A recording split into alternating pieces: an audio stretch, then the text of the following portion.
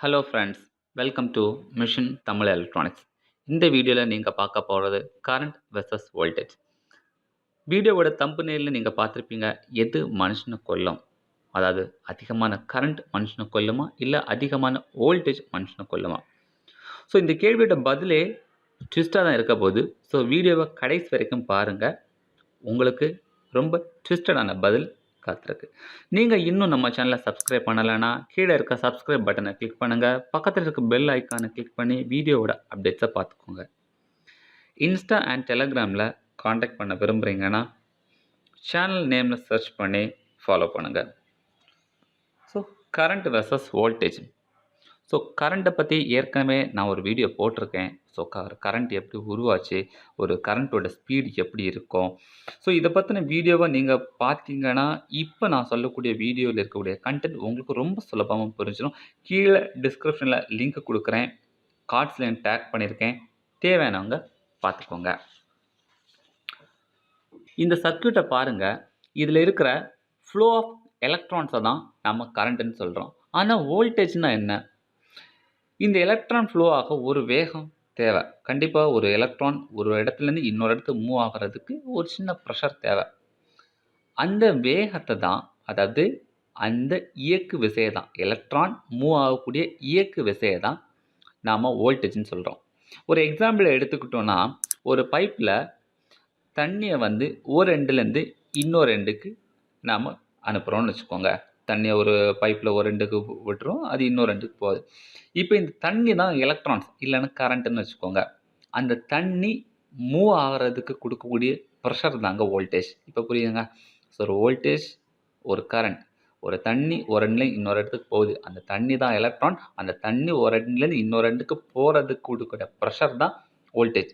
So இப்போ எது ஆபத்தானதுங்கிறத பார்ப்போம். ஸோ ஃபஸ்ட்டு நீங்கள் மைண்டில் வச்சுக்கொண்டது, மூமெண்ட் ஆஃப் எலக்ட்ரான்ஸ்னா கரண்ட்டு, ப்ரெஷர் ஃபார் த மூமெண்ட்னா voltage. Okay, movement of the எலக்ட்ரான்ஸ்னா கரண்ட்டு, அந்த கரண்ட்டுக்கு அந்த எலக்ட்ரான் மூவ் ஆக ப்ரெஷர் வோல்டேஜ். ஸோ ஒரு பைப்பில் அந்த வாட்டர் ஃப்ளோ ஆகிறதுக்கு முன்னாடி, அந்த பைப்புக்கு இன்னொரு எண்டுக்கு முன்னாடி நாம் ஒரு கோக் கேன் வச்சுருக்கோம் அப்படிங்கிறது நீங்கள் ஜஸ்ட் ஒரு அஸ்யூம் பண்ணிக்கோங்க. இப்போ அந்த பைப்பில் 230 ஆம்ப்ஸ் ஆஃப் வாட்டர் இருக்குதுன்னு வச்சுக்கோங்க. ஆம்ப்ஸ்னால் நான் ஏற்கனவே சொல்லுவேன் கரண்ட்டு, அதாவது எலக்ட்ரான். ஸோ இப்போ தண்ணி ரொம்ப அதிகமாக இருக்குது. ஆனால் அது இயக்குகிற விசை, அந்த ப்ரெஷர் பார்த்திங்கன்னா ஒன்றே 1 வோல்ட் தான், 1 வோல்ட். ஸோ இப்போ பார்த்திங்கன்னா ப்ரெஷர் ரொம்ப கம்மியாக இருக்குது. அப்போ ப்ரெஷர் கம்மியாக இருக்கும்போது அந்த அதிகமான வோல்டேஜ், அதாவது அதிகமான தண்ணி ஸ்லோவாக தான் இன்னொரு ரெண்டுக்கு ட்ரான்ஸ்ஃபர் ஆகும். ஸோ அப்போ அந்த இடத்துல ஃப்ரெண்டில் இருக்கக்கூடிய கேனில் கூட அந்த தண்ணி படாது. ஏன்னா தண்ணி போகக்கூடிய ப்ரெஷர் ரொம்ப கம்மி. ஸோ ஆட்டோமேட்டிக்காகவே தண்ணி கீழே பாயுது, பட் கேனில் படலை. இதே நேரம் இந்த கான்செப்டை கொஞ்சம் உல்ட்டாவை யோசிச்சு பாருங்கள். 1 ஆம்ப்ஸ்க்கு தண்ணி இருக்குது, 1 ஆம்ப்ஸ்க்கு கரண்ட் இருக்குது. அதாவது தண்ணியோட லெவல் கம்மி தான், ஆனால் அதுக்கு கொடுக்கக்கூடிய ப்ரெஷர் 230 வோல்ட், ரொம்ப அதிகம். அப்போ அதிவேகமாக அந்த தண்ணி ஒரு முனையிலேருந்து இன்னொரு முனையை தாண்டி போகும்போது கண்டிப்பாக அந்த கோக் கேன் மேலே கண்டிப்பாக படம், அந்த கோக் கேன் அசையுது. ஸோ இதை மட்டும் நீங்கள் அஸ்யூம் பண்ணி வச்சாலே போதும். ஓகே, ஸோ ஒரு அதிகமான வோல்டேஜ் தான் ரொம்ப ரொம்ப ஆபத்தானது. இதனால தான் நிறைய எலக்ட்ரிக்கல் ஸ்டேஷன்ஸில் எல்லாம் நீங்கள் பார்த்தீங்கன்னா, ஒரு டிரான்ஸ்ஃபார்மரில் எல்லாம் பார்த்தீங்கன்னா ஹை வோல்டேஜ்னு போர்டு வச்சுருப்பாங்க. ஹை கரண்ட்டுன்னு எங்கேயுமே போர்டு வச்சுருக்க மாட்டாங்க. High voltage 230 volt, high voltage 440 volt, high voltage 1000 volt, 10,000 volt, எல்லாமே வோல்ட்டு தான் மெஷர் பண்ணிப்பாங்க. ஏன்னா வோல்ட்டு தான் ரொம்ப ரொம்ப ரொம்ப ஆபத்தானது. ஸோ இப்போ 2வது கொஸ்டினுக்கு வருவோம். ஸோ இதில் எது மனுஷனை கொல்லும் அப்படிங்கிறதான். ஓம்ஸ் லா படி ஒரு கரண்ட் ஒரு சர்க்யூட்டில் பாஸ் ஆகணும்னா கண்டிப்பாக ஒரு லோட் ரெசிஸ்டன்ஸ் கொடுக்கணும். இந்த சர்க்யூட்டில் நீங்கள் பார்த்தீங்கன்னா ஒரு கரண்ட், ஒரு பேட்டரியிலேருந்து ஒரு கரண்ட்டு பாஸ் ஆகுது. பாஸ் ஆகிறத ஒரு பல்பு வழியாக ட்ரான்ஸ்ஃபர் பண்ணியிருக்கோம். ஸோ இப்போ அந்த பல்புங்கிறது ஒரு லோட் ரெசிஸ்டன்ஸ். ரெசிஸ்டன்ஸோட வேலை என்னது? கரண்ட்டை ரெசிஸ்ட் பண்ணும். ஸோ கரண்ட்டை கண்ட்ரோல் பண்ணுறது தான் அதோட முக்கியமான வேலை. ஒருவேளை ரெசிஸ்டன்ஸ் கம்மியாக இருக்குது, கரண்ட் ரொம்ப அதிகமாக இருக்கும்போது என்ன ஆகும்? அதாவது நம்மளோட ஃபியூஸ் பேன் ஆகிரும். ஸோ இது ஞாபகம் வச்சுக்கோங்க. அதாவது ரெசிஸ்டன்ஸ் கம்மியாக இருக்குது, கரண்ட் அதிகமாக வந்துச்சுன்னா ஃபியூஸ் பேன் ஆயிரும். ஸோ இப்போ ட்விஸ்டே இதில் தான்.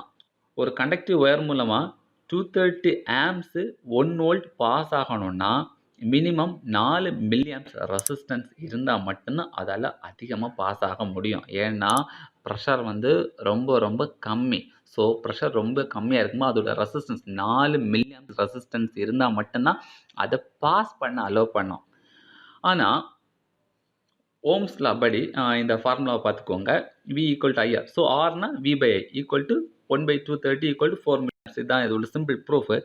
ஆனால் ரெசிஸ்டன்ஸ் கூடும்போது கண்டிப்பாக கரண்ட்டை வந்து கண்ட்ரோல் பண்ணலாம். கரண்ட் வந்து ரொம்ப குறையும். ஏன்னா சயின்ஸ் படி ஒரு ஹியூமன் பாடிக்கு 100 கிலோ வரைக்கும் ரெசிஸ்டன்ஸ் இருக்கு.